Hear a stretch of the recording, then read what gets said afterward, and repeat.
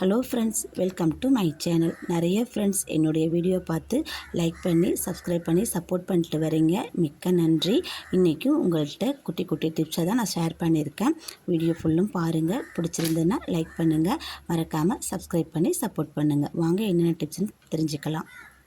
First இப்போ என்னென்னு பார்த்தீங்கன்னாக்கா, நம்ம சாம்பார் வைக்கும்போது எப்படி தான் வச்சாலும் அது பொங்கி வரும். அந்த மாதிரி பொங்கி வராமல் இருக்கிறதுக்கு நம்ம வீட்டுக்கு பயன்படுத்துகிற எண்ணெயை கொஞ்சம் போல் அதில் ஊற்றி விட்டுட்டிங்கன்னா நுரக்கட்டி அது பொங்கி வராது.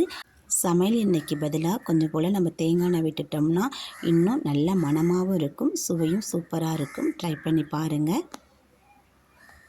வாங்க நெக்ஸ்ட் இப்போ என்னென்னு பார்க்கலாம். நம்ம வீட்டில் பூண்டு வாங்கிட்டு வந்து நிறையா ஸ்டோர் பண்ணுவோம். ஆனால் அதை உரிக்கிறது தான் நமக்கு பெரிய பாடாக இருக்கும். பூண்டு வாங்கிட்டு வந்தோடனே இந்த மாதிரி சின்ன சின்ன பல்லாக நம்ம ஃபஸ்ட்டு உதுத்து எடுத்துடணும். அதில் உள்ள மேலே இருக்க தோலெல்லாம் நம்ம எடுத்துடணும். எடுத்துட்டு ஒரு நாளாச்சும் வெயிலில் காய வச்சு நம்ம எடுத்து அப்படியே ஸ்டோர் பண்ணிக்கிட்டோம்னா நீண்ட நாளைக்கு பூண்டு வீணாக போகாமல் இருக்கும். அதில் சொத்தை பூஞ்சை அந்த மாதிரி இருக்கிற பூண்டுகளை நம்ம எடுத்து எட்டை போட்டுட்டு நம்ம ஸ்டோர் பண்ணி வச்சோம்னா பூண்டு நீண்ட நாளைக்கு நமக்கு வீணாக போகாமல் இருக்குங்க. பூண்டு உரிக்கிறது ரொம்ப கஷ்டமான வேலையாக இருக்கும். அந்த மாதிரி பூண்டை நம்ம ஈஸியாக 1 கிலோவானாலும் சட்டுன்னு உரிச்சு எடுத்துடலாம். அதை எப்படின்னு பார்க்கலாம் வாங்க. ஒரு வடைசட்டி அடுப்பில் வச்சுட்டு ஹீட் பண்ணி எடுத்துக்கோங்க.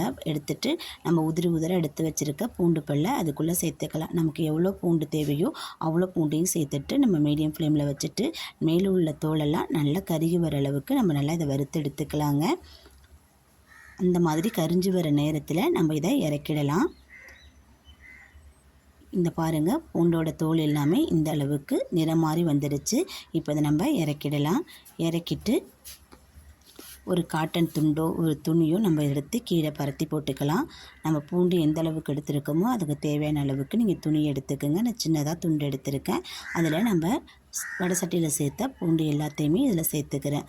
சேர்த்துட்டு துண்டை அப்படியே நம்ம மூடி வச்சுக்கலாம். இல்லை 4 சைடு மூடையும் நம்ம மூடிட்டு நம்ம பூண்டை இந்த மாதிரி நம்ம தீத்தி கொடுத்தோம்னா அதில் இருக்க தோல் எல்லாமே நமக்கு ஈஸியாக ரிமூவ் ஆகி வந்துடுங்க.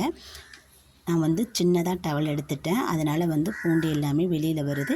நீங்கள் கொஞ்சம் பெருசாக ஒரு துண்டு எடுத்து வச்சுட்டு நீங்கள் இந்த மாதிரி தேய்ச்சி எடுத்தீங்கன்னாக்கா பூண்டு தோல் எல்லாமே சூப்பராக நமக்கு வெளியாகி வந்துடும். எவ்வளோ பூண்டாக இருந்தாலும் நம்ம சட்டுன்னு உரிச்சு எடுத்துடலாம். ஒரு 5 நிமிஷம் மட்டும் நமக்கு இது ஸ்பெண்ட் பண்ணால் போதுங்க. அவ்வளோ பூண்டு நம்ம உரிச்சு எடுத்துடலாம். இங்கே பாருங்கள், எல்லா பூண்டு தோலையுமே அதிலேயே வெளியாகி வந்துடுச்சு. அது மட்டும் இல்லாமல் மிச்சம் இருக்கிற பூண்டையும் நம்ம லைட்டாக அழுத்தம் கொடுத்தாலே போதும், எல்லா தோலையுமே வெளியேறி வந்துடும். கண்டிப்பாக இது பயனுள்ள பதிவாக இருக்குன்னு நம்புகிறேன். ட்ரை பண்ணி பாருங்கள். 1 கிலோ பூண்டானாலும் சட்டுன்னு நம்ம உரித்து நமக்கு தேவையான அளவுக்கு நம்ம சமைச்சு எடுத்துக்கலாம். வேலையும் நமக்கு மிச்சமாக இருக்கும், நேரமும் நமக்கு மிச்சங்க. ட்ரை பண்ணுங்கள். நெக்ஸ்ட் இப்போ என்னென்னு பார்த்தீங்கன்னா, குழம்பு வைக்கிற பாத்திரம் இல்லை முட்டை சுடுதண்ணி இந்த மாதிரி போடுற பாத்திரத்தில் ஒரு சில நேரம் உப்பு பூத்து இந்த மாதிரி கருப்பாகிடும். நம்ம கையால் என்ன தான் தேய்ச்சாலும் தேய்க்கிறதுக்கு நமக்கு வராது. அந்த மாதிரி நேரத்தில் இந்த மாதிரி ட்ரை பண்ணி பாருங்கள். நமக்கு ஈஸியாக அந்த கருப்பாக இருக்கிற அழுக்கு எல்லாமே ரிமூவ் ஆகி வந்துடுங்க. ஒரு பாத்திரத்தில் அந்த கருப்பு இருக்கிற அளவுக்கு தண்ணி ஊற்றிக்கலாம். தண்ணி ஊற்றிட்டு காஞ்சி போன லெமன் இருக்குது பார்த்தீங்களா, அதோட தோலை தான் நான் சேர்த்துருக்கேன். என்கிட்ட இன்றைக்கி 2 தான் இருக்குது. அதனால் 2 சேர்த்துருக்கேன். கொஞ்சம் கூட சேர்த்துக்கிட்டாலும் நமக்கு ஈஸியாக இருக்கும். அதில் உள்ள அழுக்கெல்லாம் ரிமூவ் ஆகி வரத்துக்கு ஒரு 1/4 மூடி அளவுக்கு லெமன் ஜூஸ் அதில் புழிஞ்சு விட்டுருக்கேன். ஏன்னா என்கிட்ட காஞ்சி போன தோல் கொஞ்சமாக இருந்ததுனால. காஞ்சி போன லெமன் தோல் அதிகமாக இருந்ததுன்னா நீங்கள் லெமன் ஜூஸ் சேர்க்க தேவை கிடையாதுங்க. இதை நல்லா ஒரு 2 நிமிஷம் நம்ம கொதிக்க விட்டுறலாம். கொதிக்க விட்டு ஆற வச்சுட்டு இதை நம்ம தேய்ச்சி காமிக்கிறேன் பாருங்கள் உங்ககிட்ட. இது நான் வேறு எந்த பொருளும் சேர்க்கலை, வெறும் லெமன் மட்டும்தாங்க சேர்த்துருக்கேன். லெமன் தோல் அதிகமாக போட்டு சேர்த்திங்கன்னா இன்னும் நமக்கு பளீர்னு கிடைக்கும் பாத்திரம். இதை ஆஃப் பண்ணிவிட்டு இது ஒரு பாத்திரத்தில் தண்ணியை நான் மாற்றிக்கிறேன். மாற்றிட்டு நம்ம பாத்திரம் விளக்குறதுக்கு வச்சுருப்போம் இல்லையா கம்பினார், அந்த கம்பினாரை மட்டும் நான் வச்சு தேய்ச்சி கொடுக்குறேன். இதில் உள்ள கருப்பு எல்லாமே நமக்கு சூப்பராக ரிமூவ் ஆகி வந்துடும். உங்களுக்கு நேரடியாகவே நான் தேய்ச்சி காமிக்கிறேன், ஸ்கிப் பண்ணாமல் தேய்க்கிறேன் பாருங்கள். இதில் கொஞ்சம் போல் தண்ணி தெளிச்சிக்கலாம். இதில் விம்ஜெல்லோ வேறு எதுவுமே நான் சேர்க்கலை. கொதிக்க வச்சுருக்கிற அந்த சுடு தண்ணியை வச்சு நம்ம கொஞ்சம் போல் தொட்டு இதை தேய்ச்சி எடுத்தோம்னா இதில் உள்ள அழுக்கெல்லாம் பளிரும் நமக்கு ரிமூவ் ஆகி வந்துடும். உங்களுக்கு தேய்க்கிறப்பே தெரியும் அதில் உள்ள அழுக்கு அந்த கருப்பெல்லாம் எப்படி வெளியேறி வருதுன்னு. இதை பாருங்கள், நான் உங்கள்கிட்ட காமிக்கிறேன் பாருங்கள் எவ்வளோ அழுக்கு வந்திருக்குன்னு. சூப்பராக அழுக்கு எல்லாமே வெளியேறிட்டு இங்கே பாருங்கள் எவ்வளோ ஒரு கருப்பாக இருக்குன்னு பாருங்கள். நீங்கள் இந்த மெத்தடில் ட்ரை பண்ணி பாருங்கள். எவ்வளோ பெரிய அலுமினிய பாத்திரமாக இருந்தாலும் எப்படி கருப்பு பிடிச்சி கரையாக இருந்தாலும் சூப்பராக நமக்கு பளீர்னு வந்துடும். இதில் வேறு எந்த கெமிக்கல் பொருளுமே சேர்க்கணுங்கிற அவசியம் கிடையாது. நமக்கு சூப்பராக அழுக்கு எல்லாமே க்ளீன் ஆகி வந்துருச்சு பாருங்கள். லெமன் ஜூஸை வந்து இந்த மாதிரி புழிஞ்சு விட்டு நீங்கள் லெமன் தோலை போட்டு நீங்கள் கொதிக்க வச்சுட்டு, ஆனால் நீங்கள் ஒரு 10 to 15 நிமிஷம் நீங்கள் அப்படியே ஊற வச்சிடணும். ஊற வச்சு தேய்ச்சி பாருங்கள். அதில் உள்ள அழுக்கு எல்லாமே பளீர்னு நமக்கு ரிமூவ் ஆகி வந்துடும். ட்ரை பண்ணி பாருங்கள். நெக்ஸ்ட் இப்போ என்னென்னு பார்த்தீங்கன்னாக்கா, நம்ம கொதிக்க வச்ச தண்ணியை நம்ம வீணாக்க வேண்டாங்க. அதை என்ன பண்ணலான்னு பார்த்தீங்கன்னா, நம்ம சிங்குக்கு இதை ஊற்றிடலாம்.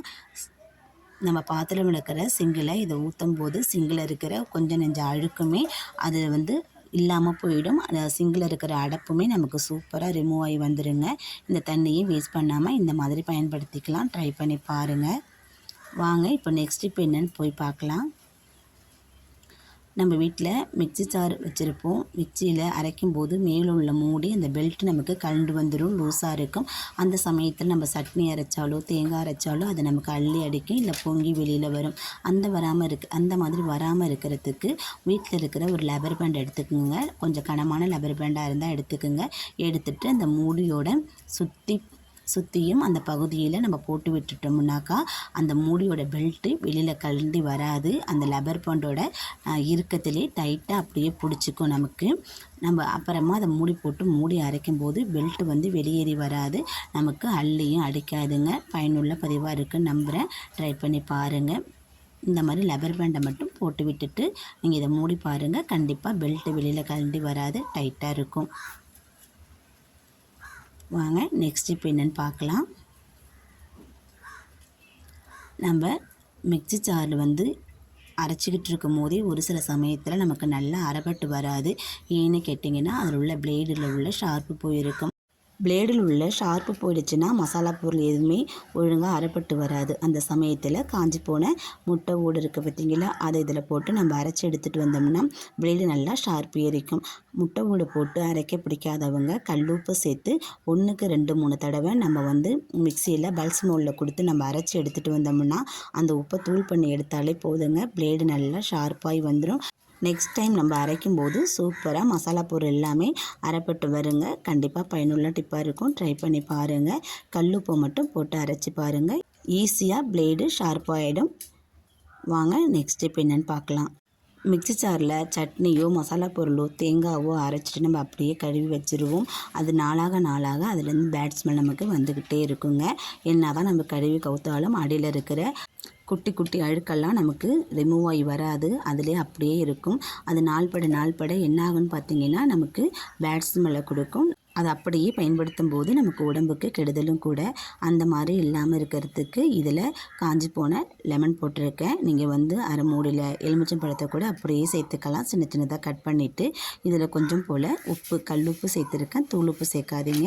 ரெண்டுத்தையும் சேர்த்துட்டு நம்ம பல்ஸ் மோலில் கொடுத்து 2-3 சுற்று விட்டு நம்ம எடுத்துகிட்டு வந்தாலே போதுங்க. அடியில் இருக்கிற அழுக்கு எல்லாமே சூப்பராக நமக்கு ரிமூவ் ஆகி வந்துடும். இதில் கொஞ்சம் போல் சுடுதண்ணி ஊற்றி நீங்கள் வந்து கழுவி எடுத்துட்டிங்கனாக்கா அதில் இருக்கிற அழுக்கு எல்லாமே ரிமூவ் ஆகி சூப்பராக வந்துடும். நமக்கு எந்த ஒரு பேட் ஸ்மெல்லுமே இருக்காது.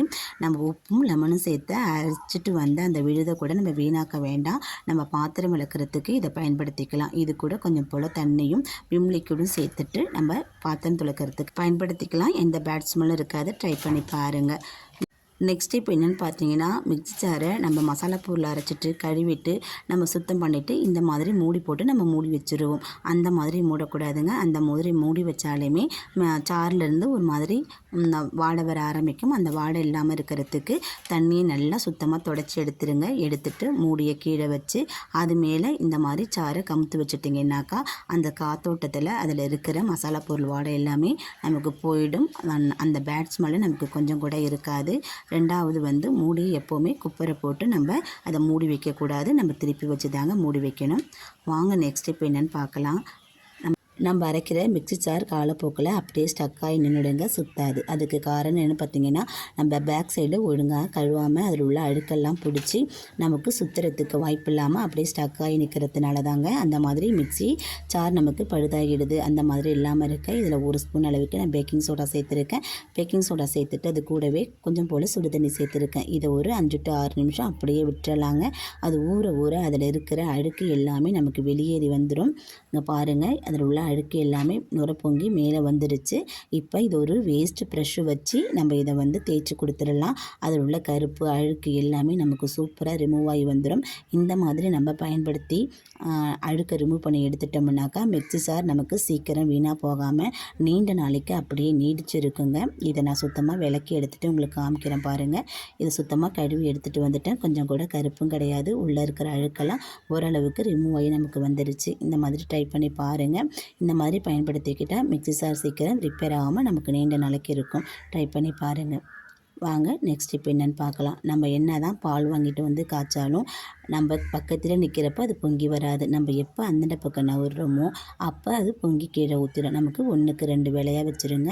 அந்த மாதிரி சமயத்தில் நம்ம என்ன பண்ணலான்னு பார்த்தீங்கன்னா, இந்த டிப்பை பயன்படுத்தி பாருங்கள். நம்ம பால் 1 லிட்டர் வாங்கினோம்னா 2 லிட்டர் தண்ணி பிடிக்கிற அளவுக்கு ஒரு அகலமான பாத்திரத்தில் நம்ம பாலை ஊற்றிக்கலாம். அப்போ தான் பால் பொங்கினாலும் நமக்கு கீழே சீக்கிரமாக சிந்தி வராது. செகண்ட் டிப் அதுலேயே என்னென்னு பார்த்தீங்கன்னா, எப்போ நம்ம பால் காய்ச்சினாலும் மீடியம் ஃப்ளேம்லேயே வச்சுட்டே நம்ம பால் காய்ச்சணுங்க. அப்போ தான் அது பொங்கி நமக்கு கீழே வடியாது. ஹை ஃப்ளேமில் வச்சு நம்ம பால் காய்ச்சினோம்னா நம்ம என்ன பெரிய பாத்திரத்தில் காய்ச்சினாலுமே சீக்கிரம் பொங்கி கீழே ஊற்றிடும். நமக்கு 1க்கு 2 வேலை வச்சுருங்க. அந்த மாதிரி இல்லாமல் இருக்கிறதுக்கு இதில் ஒரு நல்ல ஒரு கரண்டியை மட்டும் போட்டு வச்சுருங்க. அதையும் மீறி பொங்கி வந்தாலும் அந்த கரண்டியில் பட்டு அந்த பால் உள்ளடங்கி போகுமே தவிர்த்து மேலே பொங்கி எழும்பி வராது. நம்ம பால் காய்ச்சும் போது எப்போயுமே அகலமான பாத்திரத்தில் பால் காய்ச்சி பாருங்கள், பால் பொங்கியே வராது. ட்ரை பண்ணி பாருங்கள். நெக்ஸ்ட் இப்போ என்னென்னு பார்த்தீங்கன்னா, நம்ம அரிசி பருப்பு எல்லாம் பல்காக வாங்கி ஸ்டோர் பண்ணுவோம். நம்ம என்ன தான் ஸ்டோர் பண்ணி வச்சாலும் அதில் வந்து வாசம் பிடிச்சிக்கிட்டு குடியேறவங்க நிறைய பேர். அந்த மாதிரி இல்லாமல் இருக்கிறதுக்கு இதில் ஒரே ஒரு பொருளை மட்டும் சேர்த்து வச்சு பாருங்கள். கண்டிப்பாக அதில் பூச்சி வண்டு எதுவுமே பிடிக்காது. நீண்ட நாளைக்கு நமக்கு அப்படியே இருக்கும். இது என்ன பொருள்னு பார்த்தீங்கன்னா, வசம்பு தாங்க. வசம்பு எடுத்து அரிசிலையோ பருப்புலையோ அடியில் நம்ம போட்டு வச்சிட்டோம்னா நீண்ட நாளைக்கு பூச்சி வண்டு இதெல்லாம் நமக்கு பிடிக்காது. வசம்போட காரத்தன்மைக்கு அந்த வாசத்துக்கு பூச்சி வண்டு எதுவுமே வராதுங்க. வசம்போட காரத்தன்மை பூச்சி வண்டுக்கு எடுபடாது. கண்டிப்பாக இந்த டிப் ஒர்க் அவுட் ஆகும். ட்ரை பண்ணி பாருங்கள். வாங்க நெக்ஸ்ட் டிப் என்னென்னு பார்க்கலாம். நம்ம சாம்பார் வச்சுட்டு இறக்கும்போது அதில் கொஞ்சம் போல் நெய் விட்டு நம்ம இறக்கி அதுக்கப்புறம் மல்லித்தலை தூவி மூடி வச்சோம்னா சாம்பார் நல்ல கமகமன்னு வாசமாக இருக்குங்க. ருசியும் கூடுதலாக இருக்கும். ட்ரை பண்ணி பாருங்கள். இதில் நான் சொன்ன டிப்பில் ஏதாச்சும் ஒரு டிப்பாச்சும் உங்களுக்கு பயனுள்ளதாக இருக்குன்னு நம்புகிறேன். அப்படி பயனுள்ளதாக இருக்குன்னு நினச்சிங்கன்னா என் சேனலுக்கு ஒரு லைக் கொடுங்க. மறக்காமல் சேனலை சப்ஸ்கிரைப் பண்ணி சப்போர்ட் பண்ணுங்கள். நீங்கள் கொடுக்குற லைக்கு, கமெண்ட், சப்ஸ்கிரைப் இது என்னுடைய வெற்றி பாதைக்கு வழிவகுக்கும். மற்றொரு பயனுள்ள பதிவில் சந்திப்போம். தேங்க்யூ.